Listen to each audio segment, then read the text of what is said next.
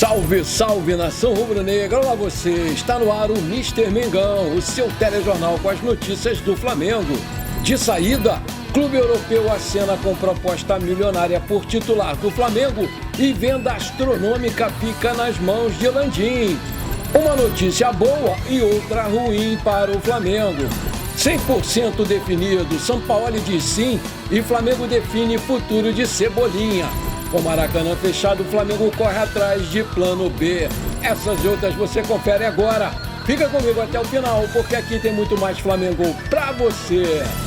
Vamos começar o nosso programa de hoje, dessa quarta-feira, com uma boa notícia. A dupla de zaga Davi Luiz e Léo Pereira voltou a treinar nessa terça-feira. Eles já podem, inclusive, até enfrentar o Inter nesse final de semana, dependendo de como vão se comportar durante os treinamentos da semana. Mesmo assim, enquanto parte da torcida do Flamengo comemorava o retorno dos dois, um desses jogadores aí do elenco vai desfalcar o time. A má notícia é que, segundo o Globo Esporte, a única baixa por lesão no Flamengo atualmente é o lateral direito Guilhermo Varela. Ele ainda vai ficar por muito tempo no departamento médico do Flamengo, depois de ter sofrido uma lesão séria ligamentar no joelho. A forma como os flamenguistas abraçaram o Varela chegou a surpreender uma ala mais crítica da nação. Com a briga envolvendo o lateral uruguaio e o atacante lá, o volante, Gerson, alguns adeptos do Flamengo reconheceram a postura conciliadora do estrangeiro. O mais triste da situação é que ele se machucou justamente no primeiro jogo logo após o conflito. E agora ele corre até o risco de não jogar mais nessa temporada. Aí eu te pergunto, você acha que o Davi Luiz ainda pode ser útil ao Flamengo? Você acha que é um reforço para o Flamengo a volta dele? Coloca aí, lembrando que eu respondo a todos os comentários de vocês e fico online aqui por mais ou menos 10 a 20 minutos, colocando aí comentários juntos com vocês. Então bora lá participar, galera! A situação do Everton Cebolinha já preocupa o Flamengo há algum tempo. Comprado por 94 milhões de reais, sendo uma das 5 contratações mais caras da história do Flamengo, o Cebolinha, ele vai para o fim da fila do time lá do Sampaoli. Ele está lá atrás. A boa maré pelo Grêmio fez o ponta chegar à seleção brasileira, onde foi campeão da Copa América e foi eleito o melhor jogador daquele torneio, o que levou a ser vendido para o Benfica do Jorge Jesus naquela época. Após o último jogo em que ele foi titular pelo time considerado A do Flamengo, em 16 de julho, o atacante participou somente de 118 minutos nas últimas 9 partidas. Segundo dizem os bastidores, um dos motivos para sua barração foi ele ter sido testemunha do Pedro contra o ex-preparador físico e amigo de 30 anos lá do Sampaoli, o tal de Pablo Fernandes, que foi demitido. E por isso ele está sendo excluído aí dos planos, como também é o caso do Ayrton Lucas, que foi reclamar aí do treinador numa entrevista logo após o jogo e tem aí sido reserva do Felipe Luiz. Segundo o Globo Esporte, muito se especulou que o atacante estava de saída, já que as janelas da Europa, nos principais centros, ainda está aberta até setembro. Só que uma reviravolta, pelo jeito, pode acontecer pelas mãos do próprio Sampaoli. Ainda conforme informações da reportagem do Globo Esporte, o técnico argentino conversou recentemente com Cebolinha e disse que conta com ele para a sequência da temporada, apesar do grande momento do Bruno Henrique. Aspas. Para as pessoas próximas, o Cebolinha reconhece que esteve abaixo nas oportunidades com o Sampaoli, fecha aspas. E por sua vez, o Sampaoli também compartilhou com pessoas do seu staff que um dos grandes objetivos dele no Flamengo é recuperar o Cebolinha. Aí eu te pergunto, você acha que o Cebolinha deve ter mais oportunidades nesse time do Flamengo? Coloca aí. Com a vitória sobre o Curitiba por 3-2, o Flamengo teve 3 representantes da seleção da 20ª rodada do Brasileirão. Foram eles Wesley, Gerson e Bruno Henrique.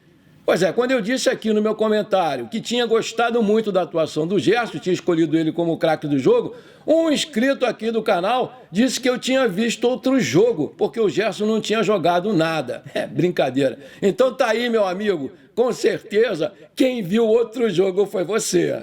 A escalação completa da seleção ficou assim: Léo Jardim do Vasco, Wesley do Flamengo, Brits do Fortaleza, Gary Medel do Vasco e Lucas Piton do Vasco, Gerson do Flamengo, André do Fluminense, Cauli do Bahia e John Arias do Fluminense, Germán Cano do Fluminense e Bruno Henrique. Técnico foi Renato Paiva do Bahia. Depois da sequência intensa de jogos, o Flamengo voltou a ter aí uma semana livre. Com a folga no calendário e focado somente nos treinamentos, os jogadores aproveitaram para aprimorar a parte física, visando a reta final da temporada. Desde o início do ano, o Flamengo acumula decisões e jogos importantes, e com isso, o time não teve muito tempo para descanso. Sem compromissos na agenda no meio da semana, o Jorge Sampaoli aproveita para intensificar a metodologia de trabalho e conseguir com que os jogadores recuperem o seu vigor físico. Diante da sequência de jogos do Mengão, alguns jogadores começaram a ter uma atenção especial do departamento médico do clube. Na partida contra o Curitiba, por exemplo, no último domingo, o Bruno Henrique emplacava 4 jogos seguidos como titular, mas mesmo com o alerta ligado, ele foi um dos destaques na vitória do Flamengo. Até o próximo compromisso, o Sampaoli, nosso querido Sampaoli, ainda vai ter mais 3 atividades com o elenco. Hoje, quinta-feira, sexta-feira, dia 25, e no sábado, daí de manhã cedinho, dá aquele aprontozinho para acertar detalhes. Meus amigos e minhas amigas, eu já vi esse filme aí de jogador ficar descansando por uma semana e não gostei nada do final do filme. Eu lembro muito bem que os caras voltaram apáticos, preguiçosos e com o freio de mão puxado e fizeram partidas horrorosas. Vamos torcer que esse filme de terror não se repita e que os nossos jogadores voltem do descanso voando em campo. Bora lá, moçada! Bom, se você gosta de mim, gosta do canal e quer vê-lo crescer, então não esquece, manda abraço agora no like, não custa nada, é de graça. E se você ainda não é inscrito, me dá essa moral, eu vou ficar muito feliz. Aperta o botão inscrever-se, aperta o sininho ali, pronto, simples assim. Você me ajudou demais. Logo depois do jogo contra o Olímpia, a Conmebol abriu um processo disciplinar contra o Flamengo por causa do péssimo estado do gramado do Maracanã no jogo de ida da Libertadores. Agora, a entidade oficializou uma advertência ao clube devido ao estado do gramado e pelas marcações das linhas fora dos padrões. Além disso, o Flamengo recebeu uma multa de R$50 mil pelo uso de sinalizadores nas arquibancadas e também levou uma segunda advertência por conta da ausência de 2 jogadores. Foram eles Davi Luiz e Everton Ribeiro na zona mista após o jogo contra o Olímpia pela Libertadores. Lembrando, né, pessoal, que o Maracanã vai receber a final da Libertadores no dia 4 de novembro. E o estado do gramado realmente preocupa a Conmebol. Para a partida contra o Inter, nesse sábado, a torcida do Flamengo planeja fazer uma grande festa no estádio, visto que mais de 43 mil ingressos já foram vendidos antecipadamente, inclusive protestos também. A venda começou primeiro para os sócios torcedores e o setor norte foi o primeiro a ficar esgotado. A expectativa é de que os bilhetes referentes aos setores leste inferior e sul estejam esgotados ainda nessa quarta-feira. Os preços variam entre R$ 30 e R$ 1.200, onde os setores norte e sul são os mais populares. A expectativa é de que tenhamos aí mais de 60 mil torcedores rubro-negros no Maracanã nesse sábado. O Maracanã está fechado e vai passar por uma reforma de pelo menos 20 dias. Depois de diversas reclamações a respeito do gramado, o consórcio vai tentar recuperar esse gramado aí. Por conta disso, tanto o Flamengo quanto o Fluminense vão precisar transferir seus próximos jogos para outros estádios. Lembrando que na Europa, durante toda a temporada, um gramado recebe no máximo 33 partidas. E aqui no Maracanã, até o último jogo do Vasco, nesse domingo passado, já tinham sido realizados 55 jogos em espaços, às vezes, até de 15 horas entre uma partida e outra, dando aí uma média de um jogo a cada 4 dias. O Flamengo vai ter um jogo em casa pelo Brasileiro durante a reforma do Maracanã contra o Atlético Paranaense no dia 13 de setembro, válido pela 23ª rodada do torneio nacional. E por isso a diretoria já tem movimentado aí para conseguir uma casa temporária. A primeira opção consultada pelo Flamengo foi a Neoquímica Arena, né, que é o do Corinthians, mas não vingou. Então a diretoria partiu para o plano B, para mandar o jogo aí contra o Atlético Paranaense no dia 13. Chegou aí a colocar como prioridade o Mané Garrincha, lá no Distrito Federal. Mas descartou porque vai ter um show lá no dia 9, né? E aí vão ser 4 dias antes do jogo. O pessoal está temendo aí pelas condições do gramado. E com isso, as opções do Flamengo foram afunilando. E agora o presidente Rodolfo Landim escolheu o estádio Kleber Andrade, em Cariacica, no Espírito Santo, para esse jogo contra o Furacão no dia 13 de setembro. Então, pessoal de Cariacica, fica ligado que vai ter Mengão por aí. Meia uruguaio toma atitude nos bastidores do Flamengo e situação vaza na web. Diante do ambiente não muito bom no Flamengo, uma nova liderança interna surgiu de acordo com informações do Coluna do Fla. Trata-se de Arrascaeta, que vem tentando apaziguar os ânimos e colocar ordem na casa. O uruguaio ele vem tentando acabar com as divisões internas, as famosas panelas, né, para focar apenas no futebol, visando aí, a reta final da temporada de 2023. Com seu estilo carismático e brincalhão, né, o Arrascaeta ele tem um perfil amigo de todos e vem assumindo um dos papéis de liderança, motivando os seus companheiros para focarem somente na bola e não em outras questões aí do dia a dia. Semana passada ele fez um churrasco na sua casa e convidou o seu amigo Gabigol para participar. E é claro que rolou aquela conversa de pé de ouvido entre os dois para o bem do grupo do Flamengo. Desde que o técnico Sampaoli chegou ao Flamengo, o Arrascaeta já acumula 14 participações em 15 jogos, fez 5 gols e deu 6 assistências. Só ficou de fora de apenas um jogo por conta de suspensão por cartão amarelo. Com as polêmicas amenizadas nos bastidores, o Flamengo ainda tem pela frente 18 partidas pelo Brasileirão e 2 decisões da Copa do Brasil contra o São Paulo para encerrar a sua participação na temporada 2023. A final da Copa do Brasil está definida. Flamengo e São Paulo vão se enfrentar para ver quem será o campeão da Copa do Brasil 2023. As equipes esperam a definição dos mandos de campo para os jogos da final.